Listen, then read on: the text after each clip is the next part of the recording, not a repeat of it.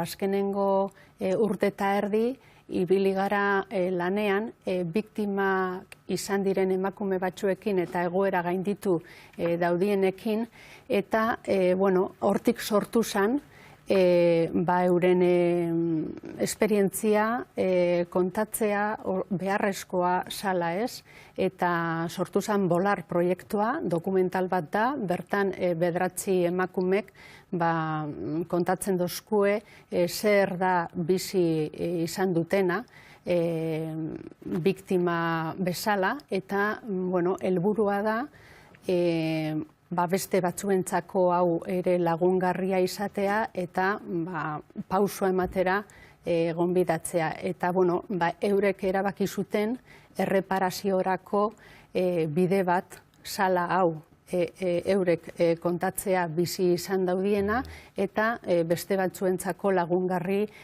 izatea. Eta horrela, proiektu hori aurrera eraman dugu eta orain herri desberdinetan pelikula edo dokumentala ikusten ari da.